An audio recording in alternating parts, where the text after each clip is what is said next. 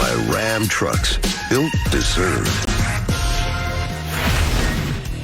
Back here at Chris Broussard. And Broussard, your Clippers, can we please talk about them? Because they find themselves in an awfully familiar spot. Down 0-2 in a series. This time, though, it's not Luka they got to stop, but Donovan Mitchell. 37 points last night. He had 45 in game one. Jazz led by as many as 21 in this one. They had to rally late, though, for the win, but it was a win. So, Broussard, let us focus on the Clippers, though. Can they now come back from yet another 0-2 deficit?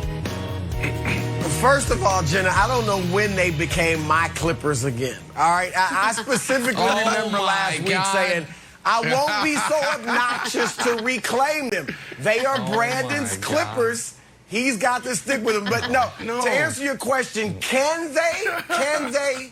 Yes. But I'll admit, after what I saw last, series with them, I won't write them off. But I'm skeptical. And history is against them. No team in NBA history has ever come back from multiple 2-0 deficits in the same postseason. So the history is very much against them. And I have to admit, the eye test is against them right now. Obviously, you mentioned Donovan Mitchell having his way, right? Having his way. The thing is this. Last series, Luka had his way. But Luka was the only player they had to worry about that could break down their defense with dribble penetration. Now in Utah, you got Donovan Mitchell, yes. But last night you also have Jordan Clarkson. He had 24 points, and he was able to get what he wanted. And that's not even to mention Mike Conley potentially coming back. So there's that. Secondly, Kawhi Leonard, 22 points, 47% shooting in the series. Solid, but they need Kawhi to be dominant, and he hasn't been able to do it. And I got to shout out Bojan Bogdanovic because he was in Kawhi's jock last night. So give him credit. He defended him well. You don't really see that type of one-on-one defense a lot anymore, so I have to give him credit. Third, Rudy Gobert's presence. Nick has dissed Gobert every chance he gets, but last night he showed you why he is the deserving defensive player of the year. He is deterring the Clippers from getting to the rim and in the paint, and in turn, that has also hurt their drive and kick game. So they had 11 threes last night. That's well below their season and postseason average. So that part of their game is hurting. And then fourthly, they went to the zone, and it went well, right? They were able to slow down Donovan Mitchell in the second half with that zone defense, and they hustled. I give the Clippers credit. Their intensity, their urgency on the defensive end was there. But when they played with that urgency defensively against Dallas, they won. They did it against the Jazz, and they still lost. So I'm not going to write them off. But I admit, I do think they're in trouble. They're in huge trouble. And to amplify some of Broussard's points, you know how we know that Kawhi might be, and it's amazing, it's game 2 of the second round, but might be a little out of gas? When he lost a jump ball to Bojan Bogdanovic late in the game. Like, what? I mean, listen, we saw Kawhi. Game 6, Kawhi against the Clippers. He was really good game 7. Game 6 might have honestly been the best game of his entire career on both ends of the court. For some reason, though, he can't tap into that very often. Listen, Ty wants to play Kawhi and Paul George 44-plus minutes. He played Paul George the entire second half. He played Kawhi 38 minutes because that's all Kawhi can do. And I'm not taking a shot. Honest, I hope, because I know I've been hard on Kawhi. His body, it does not allow him to do what we want him to do, which is guard Donovan, score 30, do it all, and try to assert yourself the best player in the world. His body just won't let him do it. Brandon mentioned Paul George during the break. Like, is Paul George going to have a big game? He's not.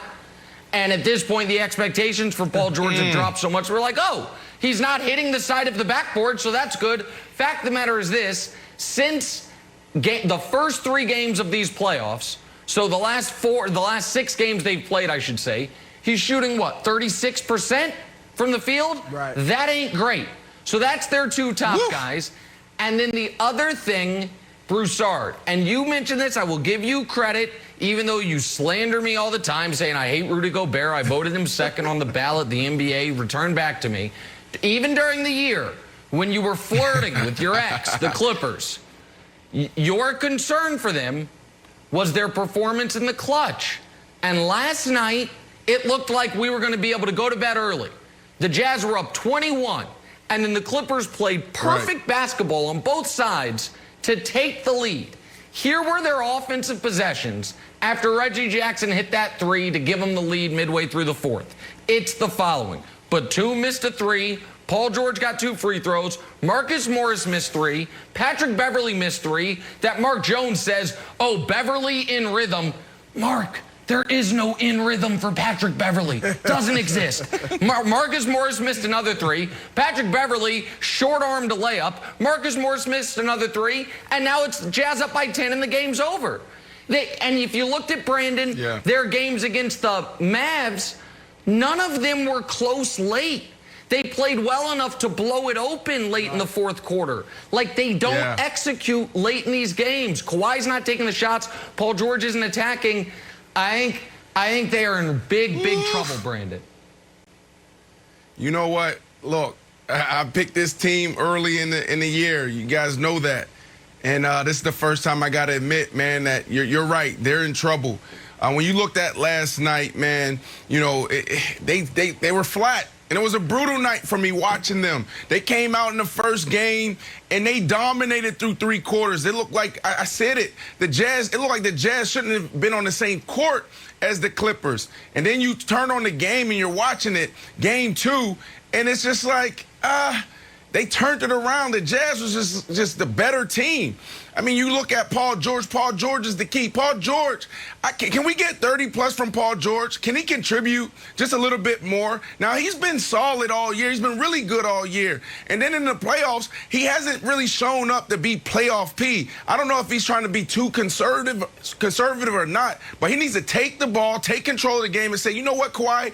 I got us this game. I got us. Whatever you chip in, that's just bonus. That's icing on top. I need to see that type of Paul George show up for this team to have a chance. But they did that last series against the Mavs. They had a less than a 20% chance to come out of that series down 0-2. They pulled it off against a better team, a team that's hungry, Donovan Mitchell, that is trying to put a stamp on his performance and his place in this game. I don't see them coming back. I really don't. If Paul George can't step up and contribute at a high level. Whilst there's so many people right now saying that Paul George, he doesn't deserve the super in front of his star. He may not even deserve either one, superstar. Right, like, can you please show up and take it to a whole nother level? This is the moment for Paul George. Now, it's going to be tough, but we'll see what happens moving forward. Here's the thing. I don't think it's Paul George's fault. I don't think it's Kawhi's fault. I don't think it's Ty Lue's fault. I don't think it's Steve Ballmer's fault. Broussard, I think they're playing a perfectly built team. You're watching that game and like, unlike every other playoff team where you look around and like, well, I know why you're good, but I also know your kind of fatal flaw. You've got too many stars, and Giannis, you're good, but your kind of game is limited. And like, you guys have some like sort of you kind of fold in the you know, crunch time with the Clippers. You know, I don't know about the Suns. Do they have enough experience? I look at the Jazz, and they remind me of like going into someone's house